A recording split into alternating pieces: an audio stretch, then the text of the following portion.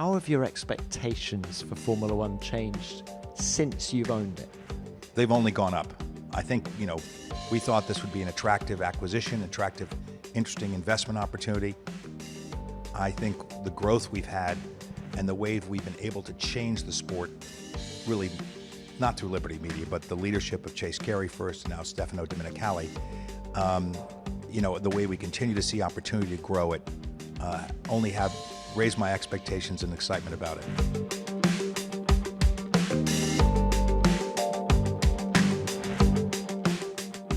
Welcome everybody to this week's F1 Beyond the Grid. I'm joined by the President and CEO of Liberty Media, Greg Maffei. Greg, great to have you on the show. Thank you very much for your time. How are you? I'm great. Thank you for having me, and thank you to the listening audience. Are you enjoying Monaco? Hard not to on a beautiful Saturday.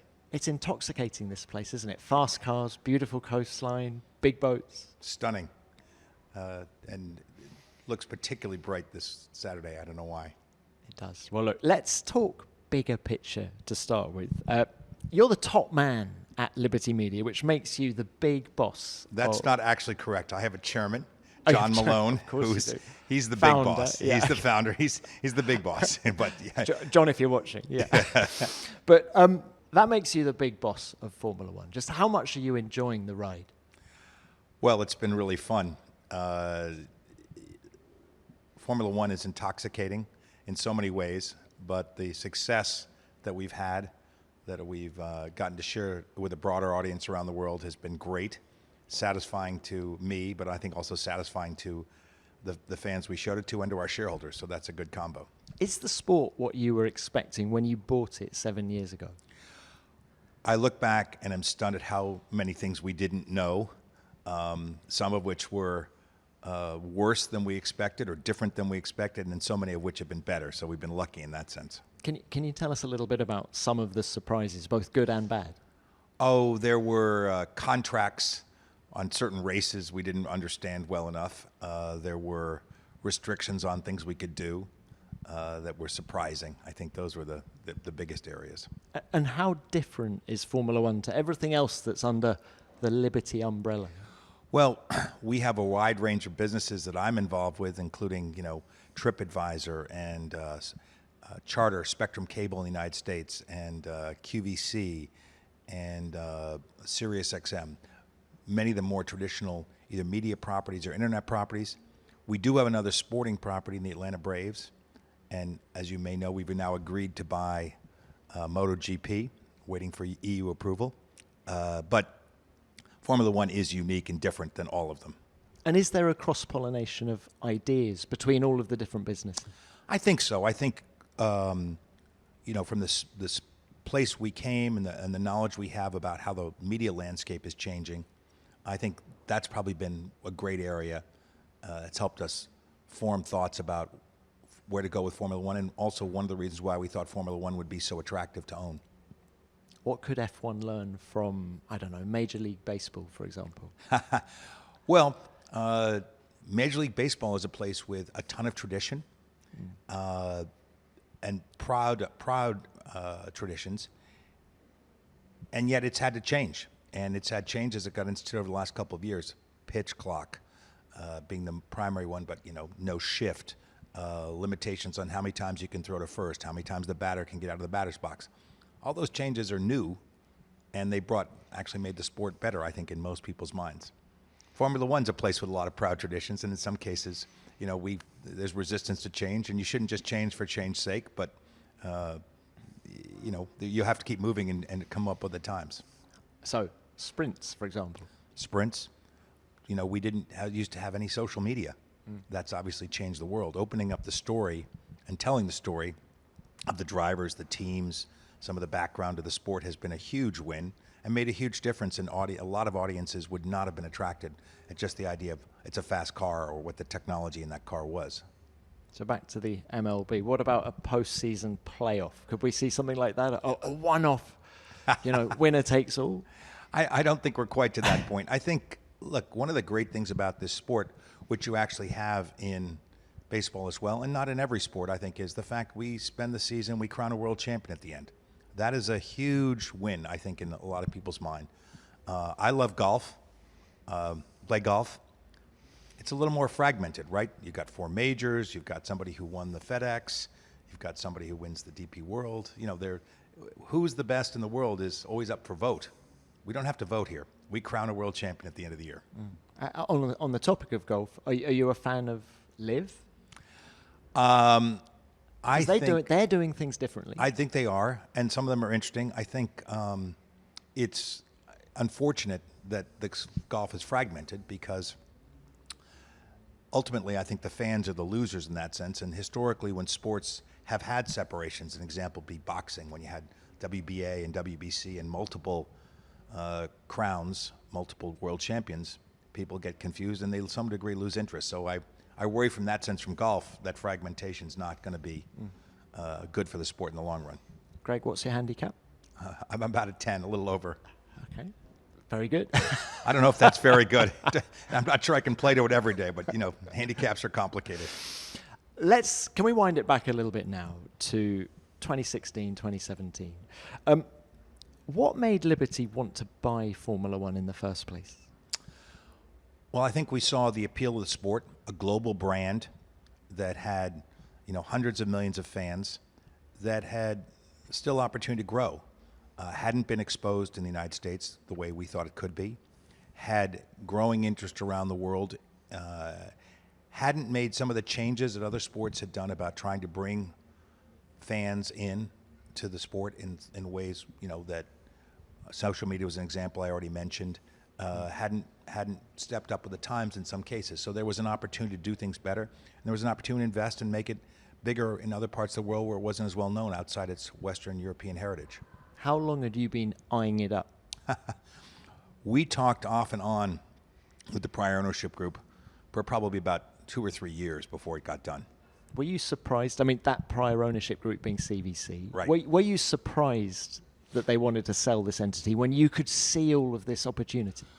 Well, they had flirted with it in various times, and they had it owned in a private equity fund that had a determinate life. Some cases, these funds have done continuation funds and other things to extend the life. But basically, PE funds, sooner or later, they get out of things. And so we knew the opportunity would exist. We didn't know if it would exist for us or when it would come to pass. But we talked to them, paid attention, came up with a solution for some of the things they were trying to achieve that allowed us to get the deal done. And we were very happy with the result. How have your expectations for Formula One changed since you've owned it?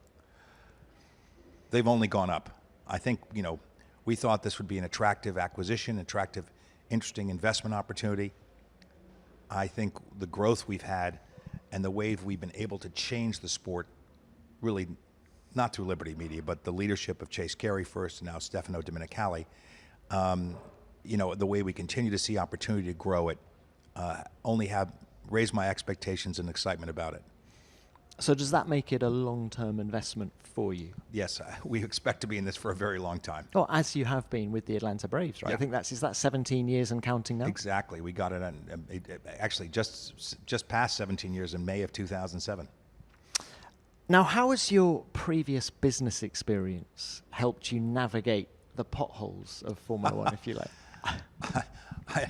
I don't know if it's navigating the potholes so well as, look, I do think our history in the media landscape has helped us think about where the appeal of sports and its role and how to make it grow in a changing media environment. That's probably been the thing that's been the most helpful. And where do you see the biggest changes as we go forward then in that area? Well, we talked already about opening up social media. Lots of growth to go there. Creating things like F1 TV, the over-the-top product, which isn't going to replace by any means our linear broadcast partners, but is going to supplement them. Seen the beginnings of new digital players bid to be the primary broadcast partner. So, understanding how that fits and understanding the role that sports has, because in this fragmented media world and landscape, sports is really the only unifying and big force so backing that and understanding how to capitalize on that's been part of the appeal. What about your background then? Can we talk about two of the big bosses you've worked for in the past? I mean, Microsoft, Bill Gates, you were CFO at a time when I think the company was just growing exponentially. Tell us about that experience. I was very lucky. I entered Microsoft in a time when they really were opening up new opportunities and needed more kind of outside financial expertise, which was where I'd come from. And so I was lucky enough to get seen by Bill Gates and my prior boss, Mike Brown, and promoted quickly. And, I was only there 3 or 4 years before I became CFO at a fairly young age. I think I was named, I was 36 and became when I was 37. Of course, the CEO at the time was a whiz in 42, so it wasn't like the place was, Bill's only 5 years older than I am, so it's not a place with an older audience at the time. But I was very lucky. Microsoft was exploding, lots of opportunities, lots of learning. What did you learn from Bill Gates? Well, the power of scale, the power of digital, the things that could be done, how the world was going to change. I think I got some visibility into that. What about management style? Do you do anything now that you learned from him? Well, Bill is incredibly bright. I'm not sure I could learn from that, but I do learn that, digging into things, understanding. Bill had a fantastic ability to look at information, ferret out the most important facts. So I'm not sure I could learn that skill, but I certainly appreciate it. And you obviously have a thing about working for billionaires, because didn't you jump from him to Larry Ellison at I did at a Oracle? little stuff in between, but yes, and I eventually worked for Larry Ellison. I once made a joke. They were asked about career planning, and I suggested it was useful to work for really rich guys, but that may not be as funny. Were there similarities between those two? Larry Ellison's also a very, very bright guy. I didn't work with him nearly as long as I did with Bill, but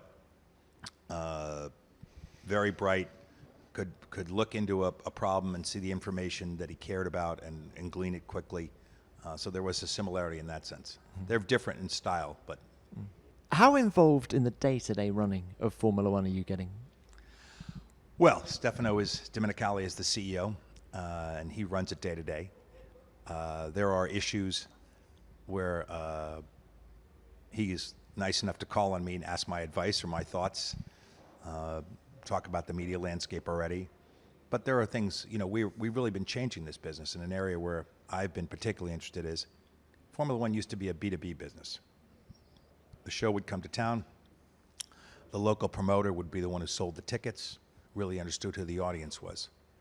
And increasingly in a digital world, and increasingly the ways that we're touching customers and touching fans, including things like F1 TV, including things like having Quint and understanding who our customers are at the high end, which we bought Quint, which runs F1 experiences and other sales processes, including doing things like having our own race in Vegas where we're the promoter. We've increasingly moved to a much more direct consumer business where we understand the fans better, we know the fans better, and we need to, because all these other sports are doing the same thing. They understand what their fans want and how to meet their needs. And so that's an area where I've been involved. That's an area where I've been pushing. We talked about the changes in linear television. The world is fragmenting, and the younger fans don't necessarily want to watch a race that runs an hour and a half or 2 hours. So finding new ways to reach them, shortened versions, touching them on social media, touching them on platforms that they care about, whether it's YouTube or something else. Those are areas that are of interest to me. It's interesting, isn't it, that, as you said earlier, Chase Carey came in first to run the business for you, a man with a media background. Yes. What made you replace him with an industry specialist, given everything you've just said about the changing landscape? Look, Chase did an amazing job, and Chase really was a guy who came in and didn't know a lot about Formula One, and as did we. We were lacking in information and knowledge together, but Chase really had a North Star of pointing out the things that he thought the business and the sport needed, including, a new Concord agreement that included a cost cap, included regulations which, in conjunction with Ross Braun's work, created less bad air off the back of the car, more opportunity for overtaking, including, making the teams franchises so that people would really want to invest, and there was an opportunity to make money as a team. You may recall the Manor got sold for £1 in the summer of 2016 before we got involved. Now you can't buy a team for less than probably $1 billion. So one of the goals was to try and create incentive for the teams to put money in themselves and really create parity on the track and exciting racing. So Chase did all that stuff and laid the groundwork. Stefano, you're right, very different background, not a media background, but enormous knowledge of the sport, 30 plus years in the sport, and from Ferrari to being also involved as an OEM with Audi and with Lamborghini, brought a whole element and another to understand the changing nature that was very helpful too. Do you talk to him on a daily basis, a weekly basis? I would say a couple of times a week, depends what's going on. Could be more frequently if there's something happening that we need to deal with. And Stefano has a storied history in the sport, as you say. He was at Ferrari almost from fresh out of university right up to when he became team principal. It's an incredible story, actually, his journey there. I mean, okay, let's talk about your first touch point with racing. I mean, had you been to any kind of motor race prior? Yes, I've been to the Indy 500. I've been to mostly U.S. style racing. I have friends who are classic racers in places like Laguna Seca, and so I had been to that. I had not spent much time around F1. And of course, Pikes Peak is just down the road from Englewood, Colorado, where the office is. Tempted to just sort of nip out at lunchtime, have a go? No, I have not, thank goodness. Now, one of the themes of this chat has been the growth of Formula One since Liberty bought it. And that is in spite of COVID-19. And I don't think we can overstate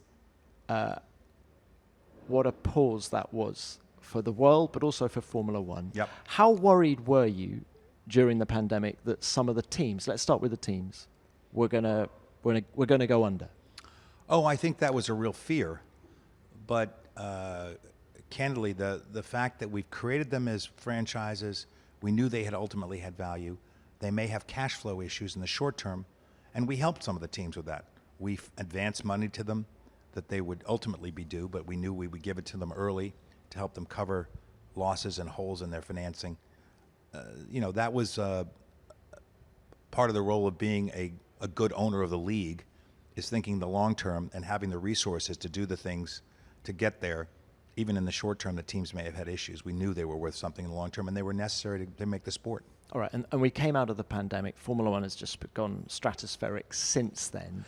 Has the rate of growth surprised you? Well, I would point out one of the reasons we came out of the and grew so well is we were one of the few sports that got up early. I think we were among the first sports, not necessarily with an audience, not in person, but on television, that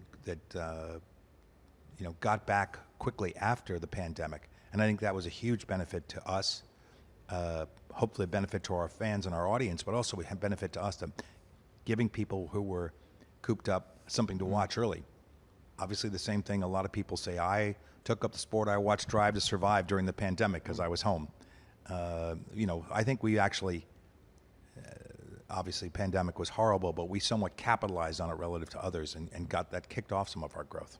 Okay, you mentioned Drive to Survive, Netflix. Have you been surprised by the success of that series? You have to be. Look, I think,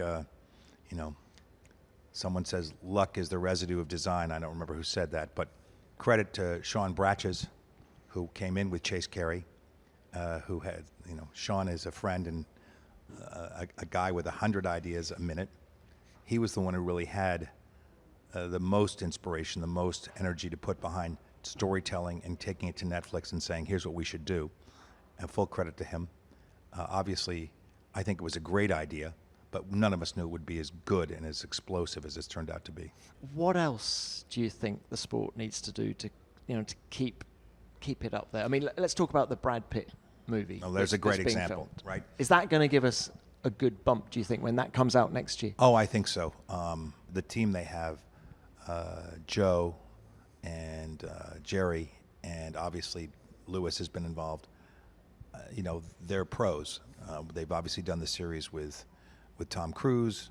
They've done, they have a great history of action movies. They know what they're doing, and some of the footage I've seen is amazing racing footage. So I think that'll be very exciting. And they'll put a huge marketing push on it as well. So I think that's going to open us up to a new audience and provide new stimulation. So that's going to be great. Are you a fan of racing movies in general? I've loved a bunch. I love Rush. That was a great movie.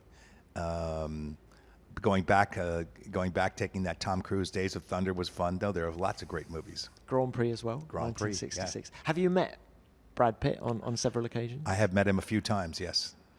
So you've said to him, if there's ever a movie made about Formula One, Brad, you're playing me in the sequel to whatever the Apex movie. I wouldn't want to put that against Brad's poor Brad to have to dumb it down that badly. Now, Brad is obviously a driver in that movie. So yes. Can we talk about what I call the three pillars of Formula One: the drivers, the teams, and the circuits? Right. Let me start with the drivers. How important are they to the success, the continued success of the sport? Oh, massive. Obviously, the talent level they bring first and foremost, but the personalities they have, and they've become known to so many fans through Drive to Survive and other things, is a huge part of this. And no, they're critical, obviously. And do you understand what makes the great drivers great? Well, I think I understand some of it, but I also think there's a special secret sauce that it's not always obvious, and you can see it that some drivers are great at qualifying and can do unbelievably well, and then across the whole circuit and across the whole race, they're not necessarily as consistent or strong, and there's something special and secret about what makes the difference. There really is, isn't there? We had Bruno Senna, Ayrton Senna's nephew, on the podcast recently, and he was talking about Ayrton Senna's depth perception and how, he could throw a basketball through a hoop and get it every time. He could just judge distance so well, and right. Which I think certainly I wouldn't have, and a man on the street probably doesn't have. But well, and you've seen, credit to Max, you've seen him do things and push it to the edge, and understanding exactly where that edge is. That's stunning. What sort of relationship do you have with the drivers, with Lewis, with Max, with Fernando? There are some that I know better than others. Lewis is one I know reasonably well. Lewis and I get together, more than occasionally. Been out to dinner with, Alonso. Talked a bunch to Max. Played golf with Lando. Lando and I like to talk golf. Carlos likes golf. We talk golf a bunch. So if you're playing off 10, I reckon it'd be a good game between you and Lando, you and Carlos. Lando hits the ball, when he hits it well, a hell of a lot further than I do. Look, Greg, for you, are the drivers heroes like they are for so many people watching at home? Well, I have such respect for them. So in that sense, yes. I mean, they are, I'm lucky I get to see them. So your heroes every day are human, but they are, obviously we talked about the talent level they have, and they're young guys, most of them, even, compared to me, even Alonso looks pretty young, and Lewis, so they're young guys, and what they've been able to accomplish is stunning. And when you think of Romain Grosjean's fiery crash in Yep. Bahrain back in 2020, that sort of reinforces the point about them being a bit different, them doing something, I feel, heroic. Well, absolutely, and the G-force, the speed, the issues that they're dealing with, that sometimes television, you can't tell how fast that car really is going. You can't tell how much the ball curved at Wimbledon in that serve. You can't tell how hilly it really is at Augusta. Everything gets flattened. And I do think you tend to take some of these things for granted, how amazing what they're doing is. And that is why it's so important to come to places like Monaco, and it really reinforces it, doesn't it, when they're bouncing between the barrier. For qualifying, this is one of the most tight places, one of the most demanding places for a driver. My favourite Saturday of the year. Do you get involved with the driver merry-go-round, the musical chairs? Who goes where? I would say I'm a informed bystander, so I have some knowledge, but I certainly am not. I'm not driving the change. But how excited are you then about Hamilton going to Ferrari? Enormously exciting. Obviously, Lewis, our most storied driver, won more titles than anyone in the sport today, and our Ferrari still our most famed name. Putting the two together is enormously exciting. We'll come on to Ferrari in a second. I did just want to ask you how transformative a female driver in Formula One would be for the sport and for sport in general. Well, you asked about places where I'm involved, and I would say I was probably pushed hard for the creation of F1 Academy. We had saw the W Series had helped it along the way at various times. They proposed us to buy it at times. We didn't think it was correctly constructed. Really, the best future was to take younger women and try and grow them into the sport and give them real opportunities to become Formula One drivers. And so I absolutely believed in that. Liberty's looked at a lot of women's sports, looked at investing in them, and continue to do so. So the opportunity to create that inside of Formula One was enormously exciting, and couldn't be more thrilled with the progress that Susie Wolf is making. And we're just here in our second season. This is not going to get solved in a week or even a couple of years, but over time, I think we have the real potential to bring a woman into Formula One and create more parity. And talking of Netflix, of course, they've got their own series now on F1 Academy, haven't they? Yes, they do. With Hello Sunshine, exactly. That's right. So pillar number one, the drivers. Yep. Pillar number two, the teams. Do you treat all teams equally? I think all teams are treated equally in the sport, absolutely have an opportunity. Look, we also recognize that there are some teams or other which have more marketing efforts and more marketing pizzazz, and I'm not sure they get treated differently, but we notice them more in that sense. We notice when Ferrari wins, there's a general thrill across the world that's higher. When you see drivers, we talked about Lewis. Lewis has had how many wins with Mercedes, and yet decides that I need to do something and I need to be in the red.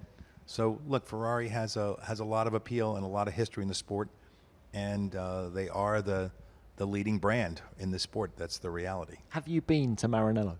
I have not. I'm actually going right before Monza this year. Oh wow, that would be special. Yeah. I do own a Ferrari, but I have not been to Maranello. Well, I was going to ask you, are you a car guy?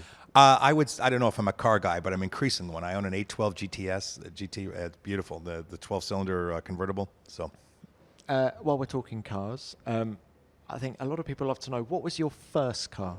I had a MGB. Nice. Okay. And now you got a Ferrari. Okay. Okay. It's a little upgrade. It's a little upgrade. Look, last pillar I wanted to ask you about was the circuits, the races. Okay, we have 24. Yep. In 24. We're Yep. sticking with that in 25. Is that the magic number now? Yeah, I think it's highly unlikely we're going to go above 24. Clearly, there's strains at 24, and we're working hard to try and reduce that. Putting the schedule together to these circuits, you're trying to match several constraints. There are some places which always happen at the same time. Witness, in the U.S. Memorial Day this weekend is Monaco. Silverstone's always around July 4th, again, picking the U.S. holidays. Monza around Labor Day, again, using the U.S. holidays. So it's hard to move those. Yeah. So you're trying to optimize. You're trying to optimize for sales. You're trying to optimize for distance. You're trying to optimize for weather. And you have these historical venues at historic times. So that's putting that calendar together. 24 probably puts us at the limit. And where would you still like to see a race? Well, I think we have, we certainly tried to do one in Africa, have not been successful. It would be great to put one there. We went a long way down the road with South Africa. We were not able to put that deal together. We were not able to make that work, but continue to look. There's a lot of demand in other places, including Southeast Asia. A big push by South Korea, a big push by Thailand. Prime Minister was at Imola last week. Yeah, interest in Indonesia's had interest at various times. But Greg, how does this work? Because we've just agreed that 24 is the ideal number. So if you want to bring these new races in, how do you make it work? Are we going to see rotation? Yeah, you could see rotation. You could see rotation. You could see there are, places that are more or less likely to stay on the calendar. And must ask you about Vegas. Mm-hmm. We've had the inaugural race. How do you reflect on it? How much of a success was it? Well, we were lucky. It was a great race. I think more overtaking at the Las Vegas race than any other dry circuit race all year. A thrilling race right to the end. So that was great. I think the fan experience was really excellent. And, we worked hard to get it up very quickly, really quickly. Credit to Renee Wilm and her team. Basically broke ground in 15 months, put that circuit together. That's amazing. Credit to the Las Vegas community for helping us. And you were promoting that race. Right. First time you've done that. It was the first time we did it was because, look, we did it for a bunch of reasons. We did it because, we thought being a promoter would increase our learnings. And I already talked about the direct-to-consumer element, but also just, we demand a lot of promoters. We should stand up and do some of that ourselves. We thought we could showcase a lot of great things about being a promoter. We thought that Vegas was an unbelievable location, both to create as a showcase, but also over the long term, the economic opportunity. The Vegas race ended up being probably twice as big in revenue as any other race. Also quite large in costs. So over time, I hope we do better economically. And one of those costs was the build of the pit building, for want of a better description. Right. What we call Grand Prix Plaza, exactly. What do you use that building for the 50 weeks of the year that there's no Formula One? Well, we've just really begun that process. We worked so quickly to get it up last year. That was the focus was in getting the race ready and doing the best job for that. But some of the things that have already happened there, we have had different shows, different events. We actually had, in a small example of Liberty Synergy, QVC had their Q50 event at that Grand Prix Plaza a few weeks back. There's some synergy around that. We've had other events and expect we'll have more. Okay. Over the long term, I think we're going to do things like have potentially a karting series so you can kart around the property and kart on part of the F1 track, the Las Vegas track. Not the strip, though. Not the strip. You won't get that. But I also have a fan experience that will hopefully be interactive. So we're working on several ideas. Quick question about the timetable there. I think a lot of people were just quizzical as to why we had qualifying at midnight and the race at 10 p.m. Yeah, I think that could get adjusted around. There are some issues of trying to ensure, particularly in the first year, that we could manage the traffic flows. The people of Las Vegas were worried about that. I think we've shown that we can do that. And, we do have this challenge. We are a global series. And so, yes, the U.S. audience was challenged perhaps, though we still drew, even starting late, we still drew over 1 million fans in the U.S. with a 10 a.m. Pacific time, which is a 1 p.m. New York and East Coast time. We still drew over 1 million fans, which was pretty impressive. I do think that will be adjusted over time, and we'll see if we can tighten some of those up. Well, Greg, it's been wonderful to have you on the show. Formula One, global business, you're a global man. I did just want to ask, constantly traveling as you are, how do you have time for anything else? I mean, you talk about golf, yes, but I try and stay fit. I try not to get try and get as much sleep as I can. I try and fit all that in. I don't know if you've got any jet lag tips. No, I don't. So you're interested in golf. You Yep. live in Colorado, so I assume, never assume, but you probably ski as well. I do. I like to ski quite a lot. So you probably have more in common with these F1 drivers than you might have originally thought, taking the racing line through the moguls. Well, and Lewis has got a place in Beaver Creek. I ski in Vail and also in Sun Valley, but he's very close to Vail. So we keep talking about getting out one day. We've yet to pull it off. We've tried for a couple of 3 years, just never found the date. And you talk about keeping fit. You used to row? You currently row? You used to row? I used to row. I rowed in university, yeah. Well, lightweights, but I rowed, yes. Okay. Well, look, Greg, thank you very much for your time. If I could, yes. We have our quick fire questions just to end. Is that okay? Sure. What else are you good at? Well, wait a minute, that presupposes that I'm good at something. I'm not sure what. Look, I think if I have some level of intellectual curiosity and some level of energy, and that's what I try to bring most things. Who, dead or alive, would you like to be stuck in a lift with? Winston Churchill. Why? He's a fascinating man, one of the most important men of the 20th century. I think he'd be interesting to talk to. Who would play you in a film, or have we established that already? It's Brad Pitt. We asked for Brad Pitt. I'm afraid he probably wouldn't take that. But just a couple more. Who is the coolest person in your address book? The coolest person in my address book.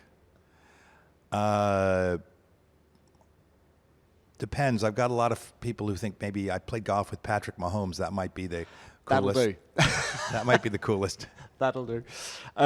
And if you had a podcast like this, who would be your first guest? My first guest. Well, my podcast would not be quite like this, so I would probably have Bill Gates or John Malone, because I could talk about things of which I know a little.